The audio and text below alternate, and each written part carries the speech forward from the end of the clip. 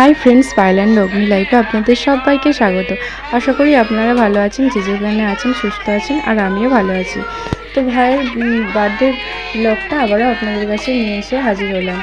তো এটা ছিল সেকেন্ড পার্ট। ভিডিওটা ছোটোই ছিল, কিন্তু এটাকে আমাকে হাফ হাফ করে আপনাদের কাছে দেখাতে হচ্ছে, যেহেতু নেটওয়ার্ক কিছুর জন্য পুরো গোটা ভিডিওটা দিতে পারছিলাম না, তাই কেটে কেটে এটা আপনাদের কাছে দিলাম। তো ভিডিওটি যদি ভালো লেগে থাকে তাহলে লাইক, শেয়ার, কমেন্ট আর সাবস্ক্রাইব করে দেবেন। তো ভাই এখানে কেক কাটিং হলো। তো ভাইয়ের এই যে এটা কী বলে জানি না, এটা তো ফাটানোই হলো না, ফাটাতেই পারলো না। যাই হোক, এখানে ভাইয়ের একটু কেকও মাখিয়ে দিল, কেকও খাওয়ানো হয়ে গেল। তো এখানে আমাদের রাত্রে রান্না হয়েছিল চিলি চিকেন আর ফ্রাইড রাইস, আর পায়েস ছিল, আর চাটনি ছিল। তো খেতে খেতে আমাদের কিন্তু অনেকটা রাত হয়ে গিয়েছিল, রাত 1টা-1:30 নাগাদ বেজে গেছিলো। তো এখানে বোনের ছেলেও খেতে বসে গেছিলো, এখানে আমার ছেলে বাবানকেও খেতে দেওয়া হয়ে গেছিলো, ভাইকেও ওইদিকে খেতে দেওয়া হয়ে গেছিলো। তো আমরা পরে আবার খেতে বসেছিলাম, যেহেতু এই অল্প জায়গার মধ্যে ঠিকঠাকভাবে সবাই মিলে খাওয়া যাবে না বলে তাই। আর এই যে পায়েস আর চাটনি, তো এখানে ভাইকে 5-6 রকমের সন্দেশ দেওয়া হয়েছে, চিকেন দেওয়া হয়েছে, এখানে পায়েস, পাঁপড় ভাজা, চাটনি, স্প্রাইট আর ফ্রাইড রাইস, আর একটা লেবু দিয়েছে সাথে। দিদিকে বললাম ফ্রাইড রাইসের সঙ্গে লেবু খাই, দিদি বললে হ্যাঁ ভালো লাগবে, দিই না বলতে দিদি ওখানে দিল ওকে সাজিয়ে।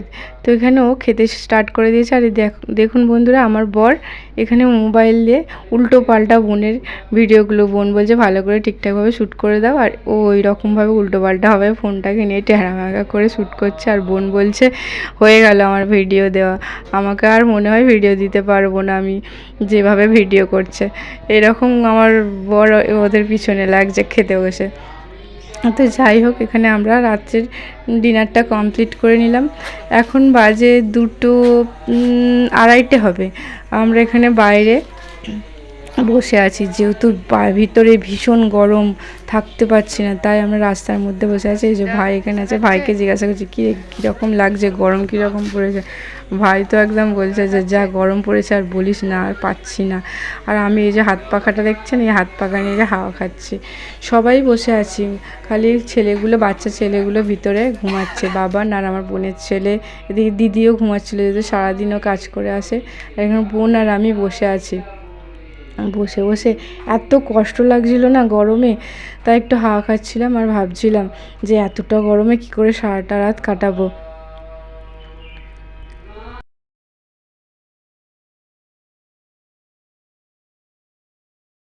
এখন আমরা সব চা খেতে বেরোচ্ছি, 4টে বাজে।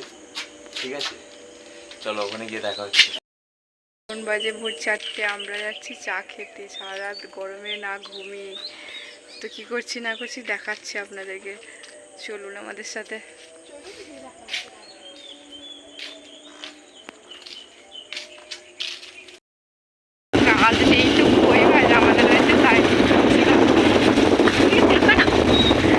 যাচ্ছি আমরা এখন চা খেতে।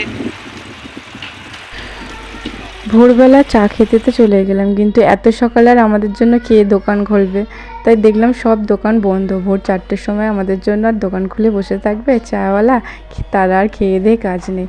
তাই আমরা এখানে হাঁটতে হাঁটতে এই বিল্ডিংগুলোর কাছে চলে এলাম। একবার বিল্ডিংগুলো দেখুন বন্ধুরা, অসম লাগছে কিন্তু। তো এখানে আমরা হাঁটতে হাঁটতে, এখানে দিনের আলোটাও ফুটে গেছে, সূর্যি মামা উঁকি মারতে চালু করে দিয়েছে। তো এখানে আমরা আস্তে আস্তে অনেকটাই সূর্যের আলো ফুটে গিয়েছিল। তো আমরা এখানে গঙ্গার ধারে চলে এলাম, এসে এখানে কিছুক্ষণ বসে কয়েকটা রিলস বানালাম। আর ভোরের বেলা কিন্তু এই যে সকালটার সময়টা, গঙ্গার ধারটা এত সুন্দর লাগে, শান্ত পরিবেশ, মনোরম পরিবেশ। এখানে আমার তো ভীষণ ভালো লাগছিল, খুব সুন্দর এই সকালটা। তো আমরা এখানে একটু গঙ্গার ধারে বসে চলে এলাম চা খেতে। এখন বাজে 7টা। তো আমরা 7টার সময় দোকান খোলা পেলাম, 7টা কি 6:30 হবে, তো চাটা খেয়ে নিলাম।